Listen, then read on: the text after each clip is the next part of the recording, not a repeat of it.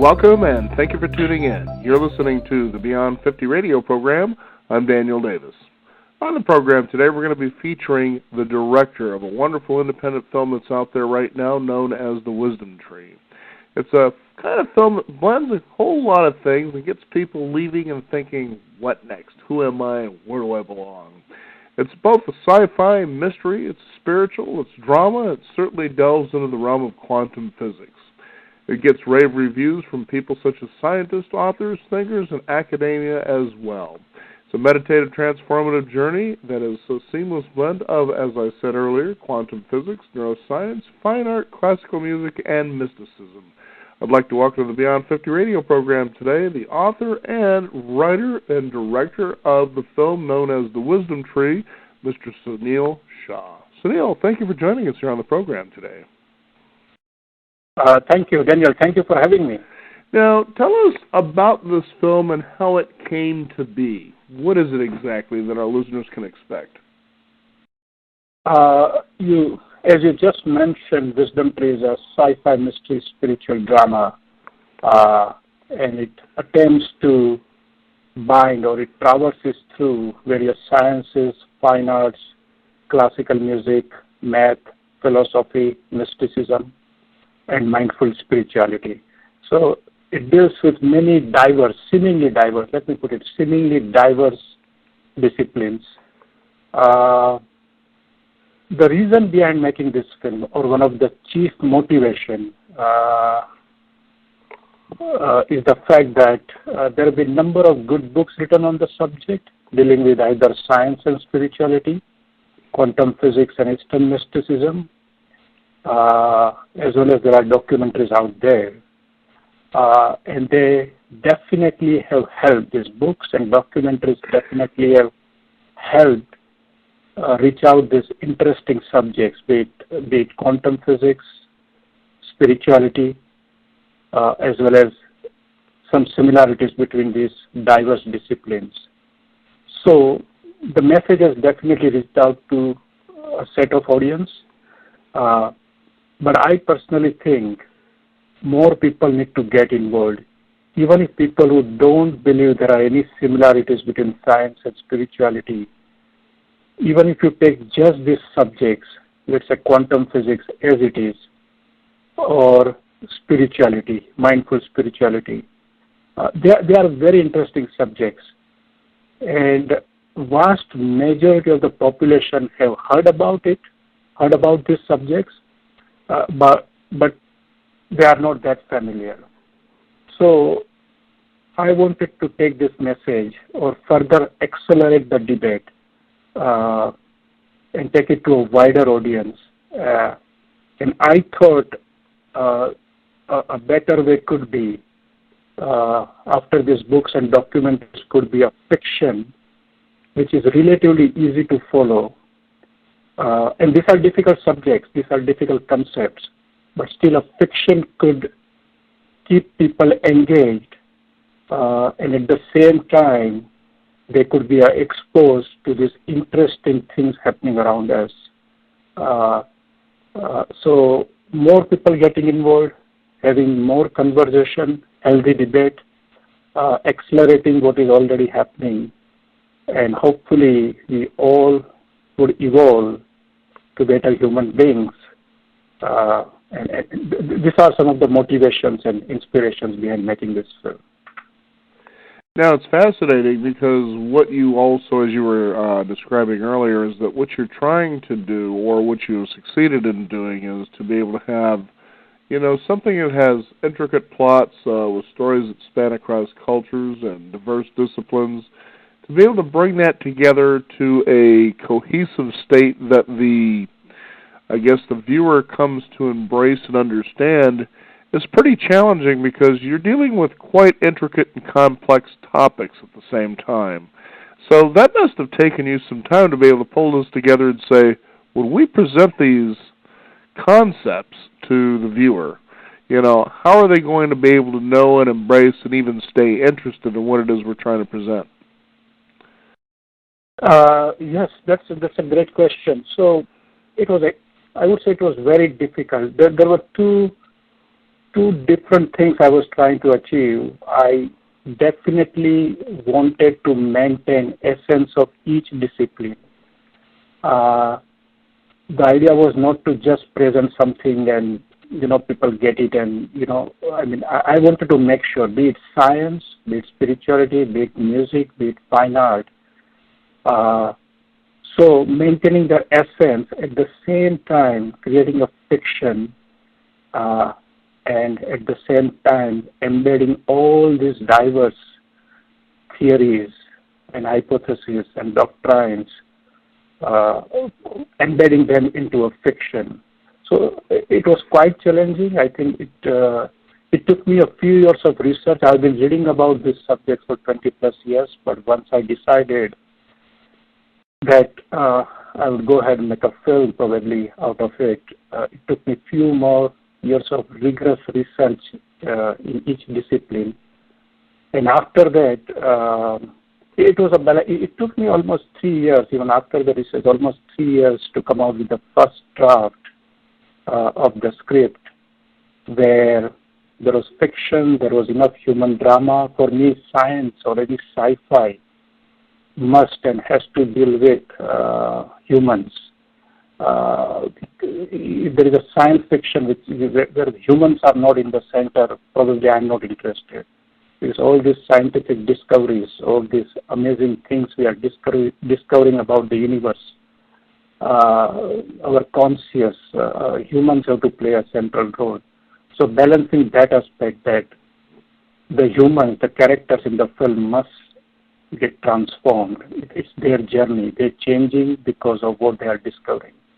So that was one aspect. All these diverse disciplines was second aspect, and not losing essence of any one of them.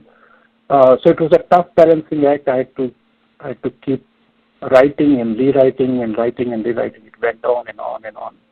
But finally something emerged, which I was happy with, and I think we have done we have done a reasonably good job, both on the writing front as well as the way film has turned out. Now, when you consider the challenge, and this is for the listeners out there for this particular film, The Wisdom Tree, is that you're delving in science, math, music, art, philosophy, mysticism, spirituality, quantum physics.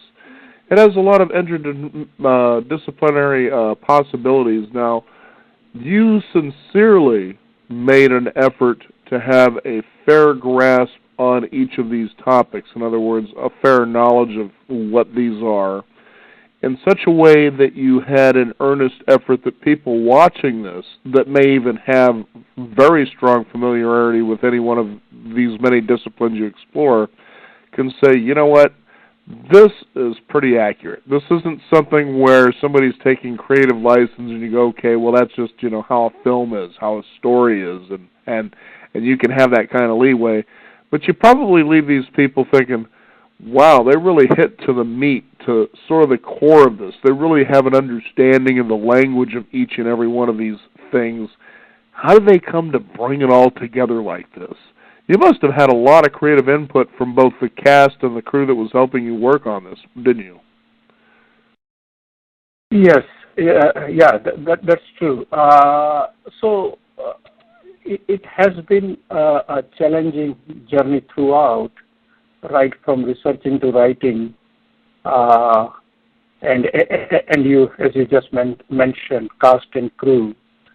These are difficult concepts. The film definitely, the film, I think, does a good job of exposing the audience to these interesting concepts. We don't make any claim that by the time you end up watching this film, you'll become an expert in these disciplines. I genuinely respect all the disciplines in each one of them. If someone is interested, it would take a few years of efforts.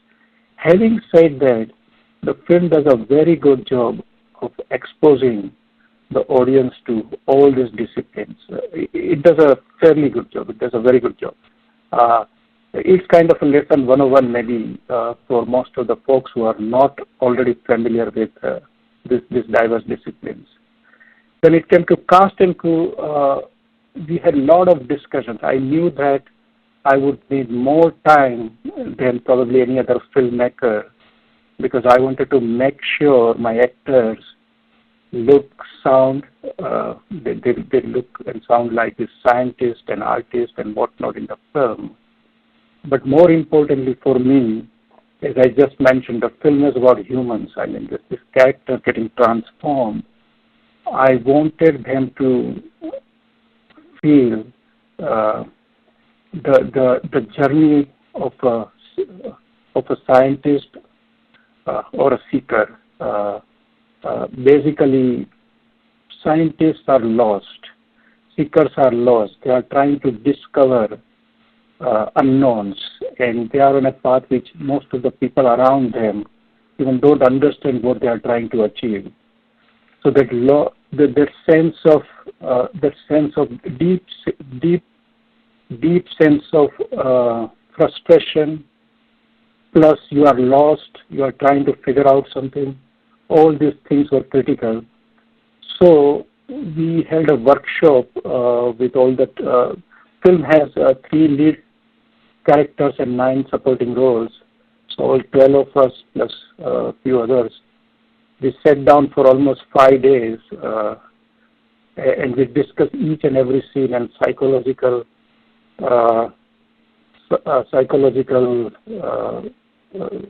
the character's psychological thinking at any given point. And I had to talk about neurology and mathematics and everything the film deals with. But at the end of it, I think everyone got what the film is trying to do. And then we devised some tricks and techniques to make sure when the actors are saying lines which are relatively complicated, be it neuroscience or physics, they sound professional. So it's a lot of work, and during the shoot also we kept discussing throughout. So it was kind of a few months of journey where we kept asking and discussing. And when it came to crew, it was something similar. Again, lots of discussion during music or sound design. Every aspect, we kept enough buffer and enough time, knowing fully well that will need more time. And a lot of interesting incidents, the way music got evolved, because of a lot of discussions, and we ended up discussing about with my musician physics and string theory. Quantum physics is string theory says everything made up of vibrating strings, and when we started discussing on those things, music evolved kind of around it, the strings and music is form of mathematics.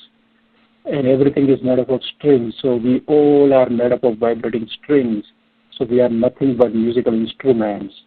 And this film kind of deals with that. It deals with anxiety. It deals with this deep search within.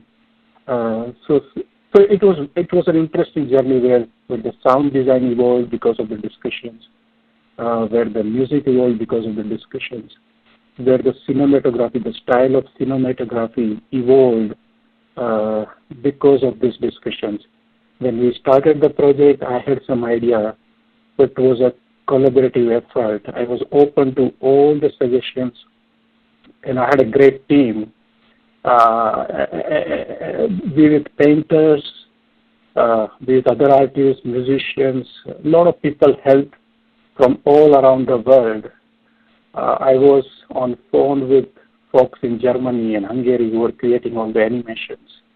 And we had long chats over Skype and phone calls for hours and hours and hours.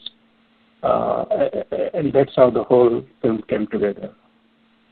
It sounds like a lot of espresso meetings, too. Yes. Yeah. Because I'm just imagining as you put something like this together, for many of the listeners out there who might be familiar with the film What the Bleep Do We Know, as soon as they hear, quantum physics, let's dive into this because it can get me to discover that I can, manifest anything I want and sometimes without effort sort of a thing, But the fact is it gets us to really reflect on the mystery of why am I here and what am I meant to do? And those two questions have been one of those almost elusive things that we've been trying to chase pretty much since the beginning of our consciousness. Yes, absolutely. It's the central question at some point becomes now, if you look at quantum physics, in some ways it says the reality out there is because of the observer. So, without going into too much details of quantum physics, what it's trying to say is without an observer, the reality may not have any meaning. I'm oversimplifying it, but basically, before quantum physics, the belief was, irrespective of whether we exist or don't exist, the universe out there will keep doing what it's doing. And quantum physics changes it a little bit, I would say quite a bit, that when you're doing an experiment, depending on what you do or what you are trying to observe, the results change. In other words, the world out there is more subjective than objective. If you expand it further, or if you go to mysticism side of the things, the question is, is the universe out there without any consciousness, or or the other extreme is the universe doesn't exist at all. It comes into being because of a conscious mind. A mind observing and creating a universe, or a universe giving birth to consciousness to experience itself. These are some questions, and honestly, I don't have answers. But this, irrespective of whether answers are there or not, these are definitely very interesting questions. And these are central questions. Who are we? Why are we? Why are we here? It is just an accident. It's a very mechanical, deterministic process which created all these atoms and molecules, and somehow life came into being, and we are all here. Or it is something more than that. I think we have to keep researching, keep trying to find answers. Eventually, we'll find answers. As of today, we don't have enough information. And one of the reasons behind making this film is to, as I said, to play a small role of accelerating or further fueling that quest, that debate.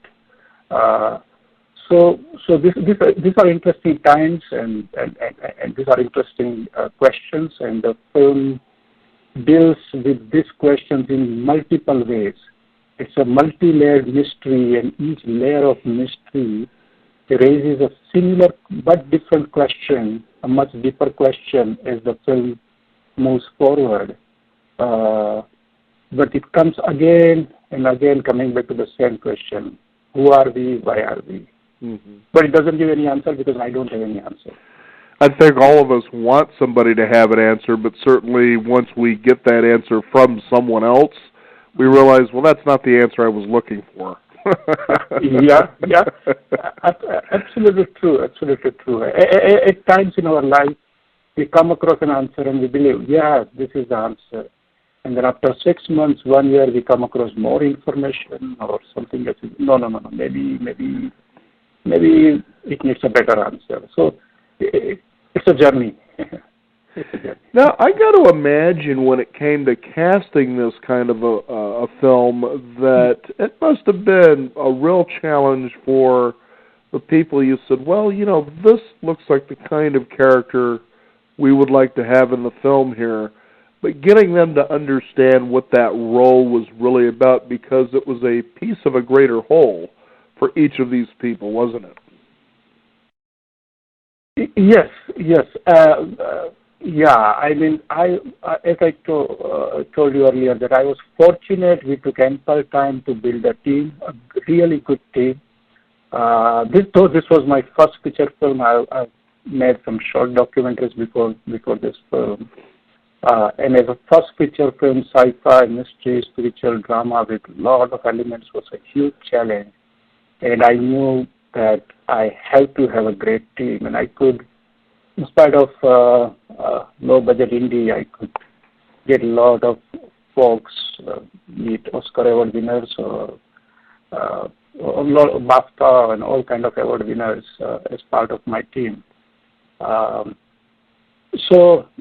Actors, Nina Henninger, she's a great casting director. She helped me out, and it's mainly because of her efforts, I would say, I could build a really good team. I could get really good actors. It was we wanted folks to look like humans, like FBI agent in the film it's not a typical Hollywoodish or TV soap kind of an FBI agent. He's a human. He's human first, and he's a human being first, and then an FBI agent. So we were looking for certain kind of looks, certain kind of personality, certain kind of voice characteristics, and it was a long process. But we fortunately found these great actors, and then there was this set of discussions to put them in that set of mind. This all the actors I got are really good actors, but obviously, be it quantum physics or mysticism or classical music or fine art, they were not exposed to that, and it's just the set of discussions and kind of, I would say, sort of I hypnotized them. Quote unquote hypnotized to and put them in a mode where they were confident enough to feel a quantum physicist or a neuroscientist or all the roles they had to play. And I think that worked. I think that has worked very well. You know, and taking disciplines, for instance, such as science and math, those we consider to be concrete, they're objective, they're real, they're tangible. Name any other word you want to use that give people a feeling they're solid. Then you bring in neuroscience, which has a very solid foundation. But then philosophy and spirituality start coming in the mix, and it starts getting more into a gray area where you pretty much have an exploration that goes on faith. We have to believe there's something greater out there that we're moving toward. Yet, with math and science, it can't really grasp a hold of that reality. So we have to really take those disciplines and explode them a little further into physics, where it seems the more we try to prove more that something is solid, for instance, math and science, the more it becomes elusive. In other words, it's begging for you to come on the hide-and-go-seek adventure. As in India, with the Hindu, they say Lila. It's God playing hide-and-go-seek with himself. Mm-hmm. And you take something like that, and then you have this group of people that you've assembled to be able to say, look at this. This could be anybody among you. This looks like somebody who could be right next to you on a bus. You could be driving down the street. It could be somebody in the car next to you. And we all seem to grasp at our own levels of thinking and reality and experience these same questions. Yet, at the same time, we're moving into a time where science and spirituality realize that they really need each other to be able to go in and ask that question in the first place. It gets to be quite an interesting sci-fi mystery when you think about it. Yes, absolutely, and I'm happy that for whatever reason this ended up being I started working on the subject, thinking about making a documentary, and then at some point, I decided to make it a fiction, and for various reasons, I ended up converting into a mystery, and which I'm happy about. I'm really happy about it because the journey, these questions and journey, whether you are a seeker or you are a scientist, it's filled with mystery. A scientist, a quantum physicist or any other scientist, their journey is filled with mysteries. They are trying to figure out things which are unknown. And same thing about a spiritual path, when someone begins their journey or starts asking these questions for whatever reasons they start asking these questions, and they're trying to figure out themselves and things around them. It's again a mysterious journey. It could take years, months, whatever, depending on the different paths. But it's filled with mystery. So it ended up becoming a mystery. Sorry, I missed your question. What was the last part of the question? Well, it was the whole idea that finally science and spirituality realize that they need each other to actually grow. It isn't just, here's science, it's provable facts. Here's spirituality, well, we have to have faith that those facts can eventually become provable. They really are interdependent on each other.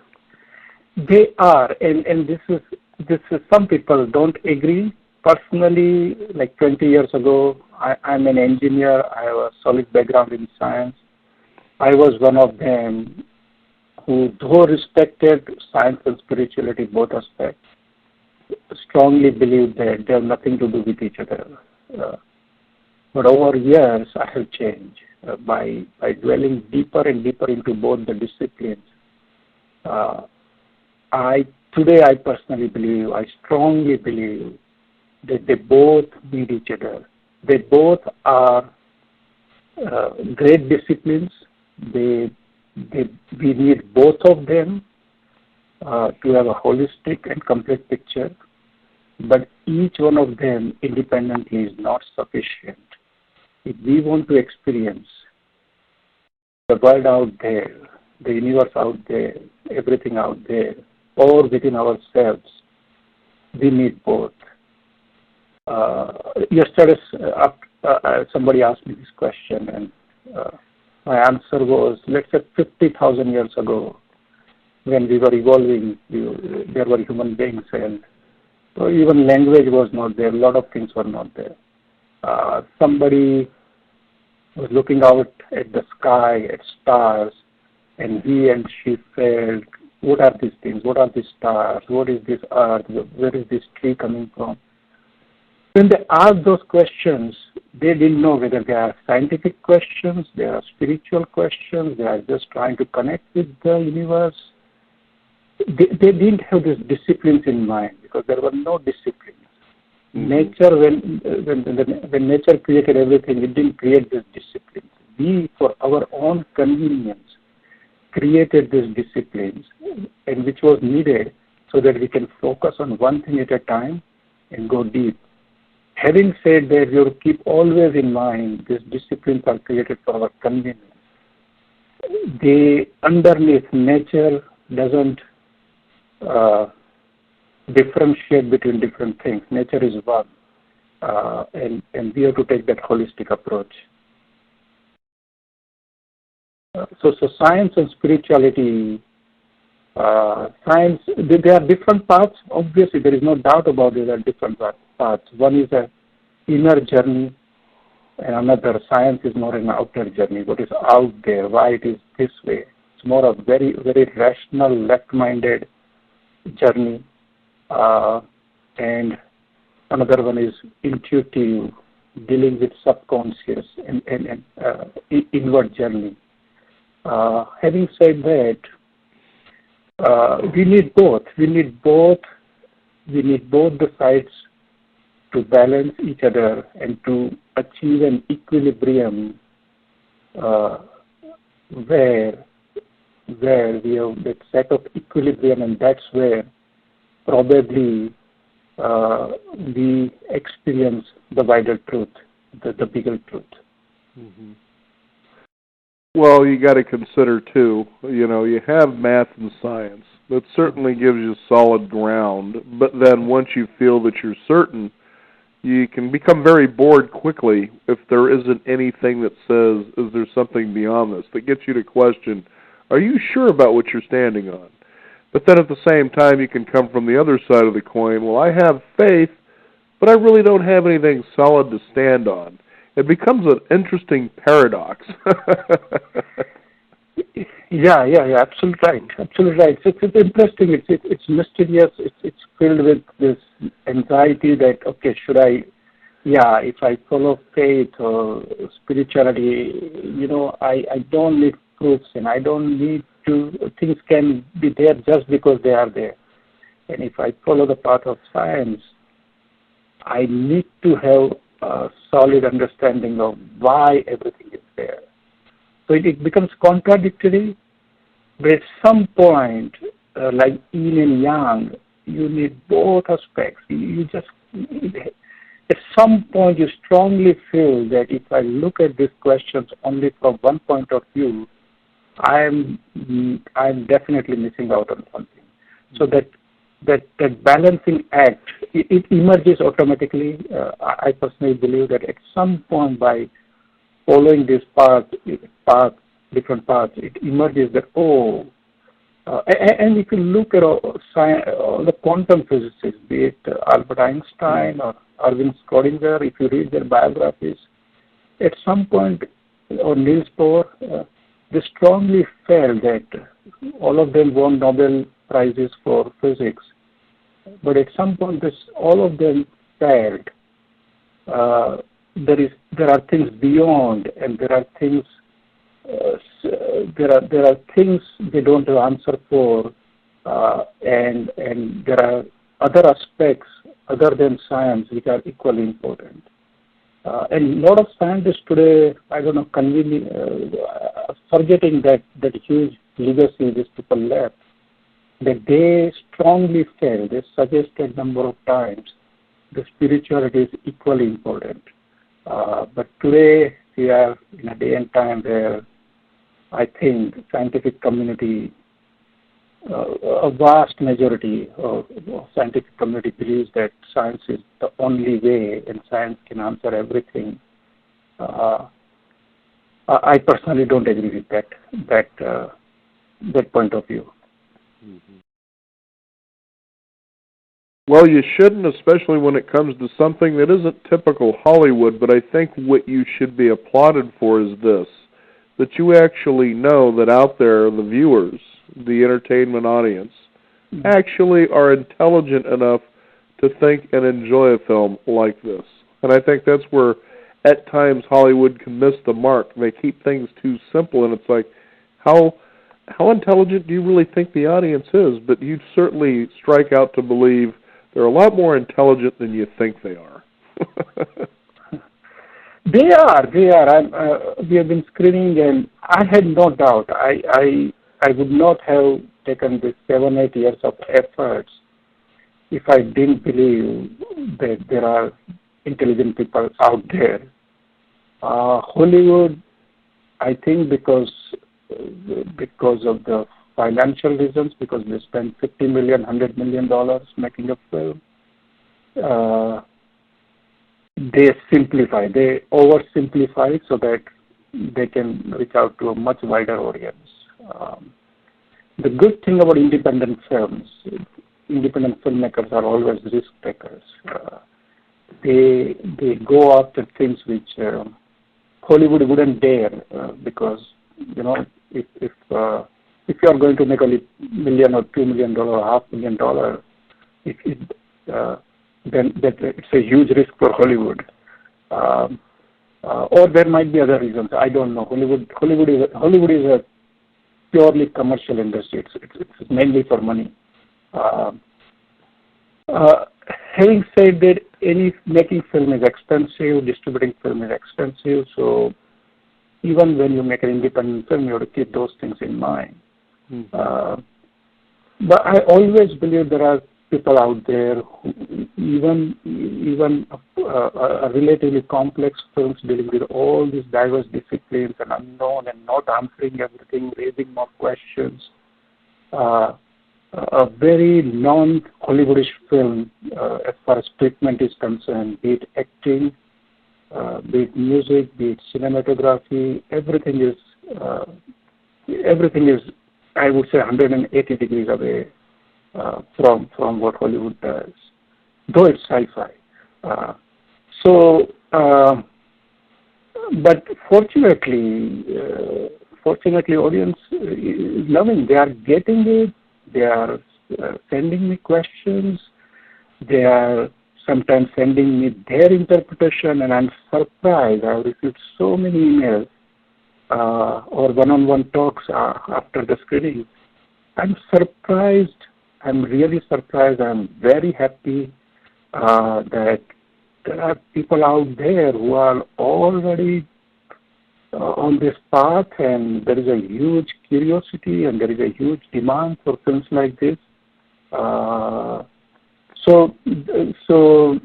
I'm actually very happy. I mean, there are enough intelligent people, and Hollywood doesn't want to probably believe that, but I strongly believe there are intelligent people out there, and I have no doubts about that.